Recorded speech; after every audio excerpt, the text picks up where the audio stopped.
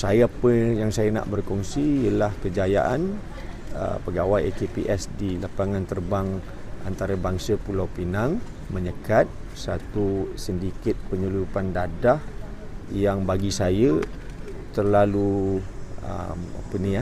daring lah, yang mana ia melibatkan 4 warga negara kita yang berumur bawah 25, 2 lelaki dan 2 perempuan. Satu tu adalah pasangan kekasih, yang seorang lagi tu tunang, telah pun bertunang, saya difahamkan.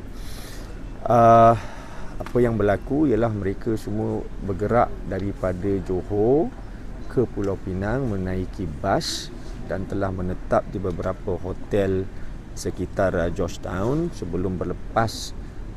Tujuan destinasi mereka ialah Manchester United. Dijanjikan destinasi Manchester United via Singapore. Okey. Couple itu, orang yang disyaki pertama dan kedua telah berjaya panggil boarding, dan tiket mereka sememangnya seperti mana yang telah dijanjikan, berakhir di Manchester United.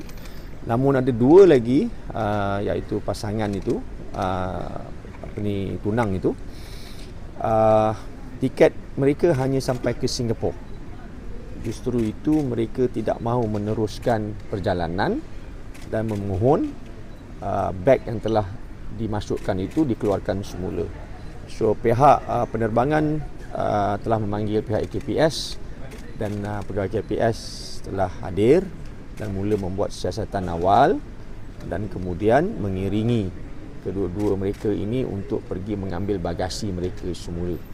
Dan apabila mereka melalui bagasi untuk yang keluar tu, di situlah terkesannya barang yang terlarang tersebut. Dan itu menyebabkan pegawai AKPS bertindak untuk menyekat perjalanan 2 orang lagi dan membawa beg mereka untuk disaring sekali lagi, dan saringan kali kedua itu jelas menunjukkan setiap beg mengandungi ganja. So we managed to rampas sebanyak 68 kilogram dadah yang bernilai hampir 8.3 juta. So hasil daripada temu bual atau temu duga awal yang dibuat oleh pegawai AKPS mendedahkan bahawa mereka ini terpedaya apabila mengikuti satu laman dalam platform TikTok. Hasil siasatan pegawai AKPS menunjukkan laman itu pun telah diturunkan.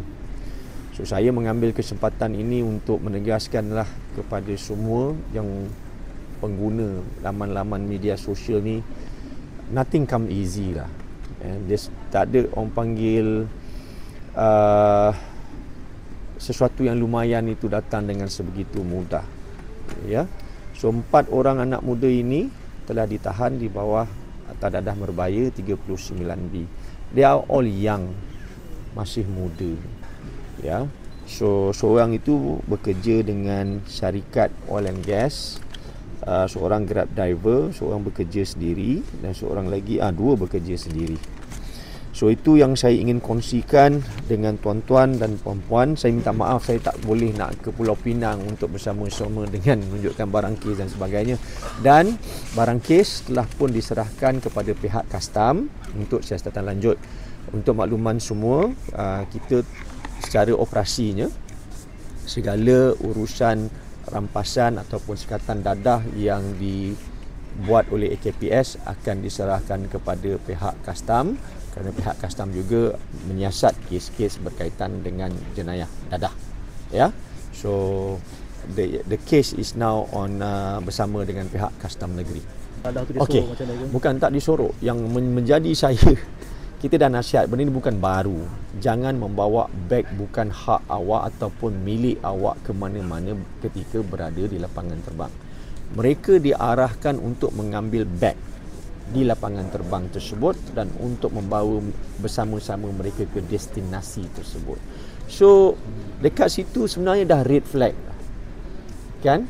dah red flag. You bawa beg yang you tak tahu siapa punya, kan, you check in and now you have to, sekarang ni terpaksa membayar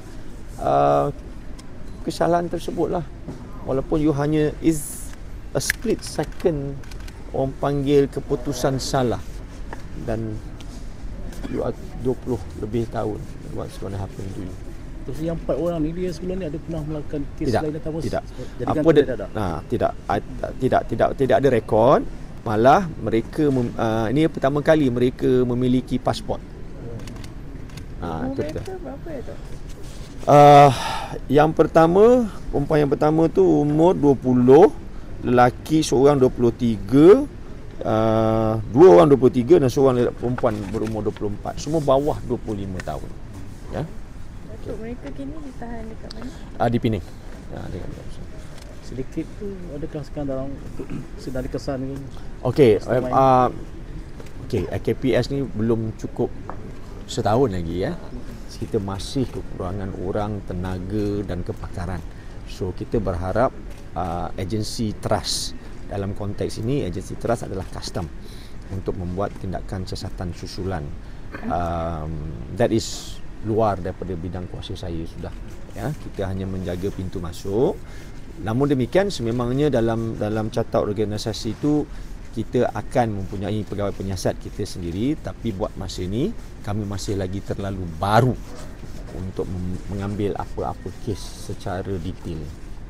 Nah, okey. Terus sebelah lain boleh? Apa tu? Yang what kind of drugs yang overseas? Cannabis. 4 bags. Gambar akan diserahkan nanti kelak kepada tuan-tuan untuk tatapan tuan-tuan lah.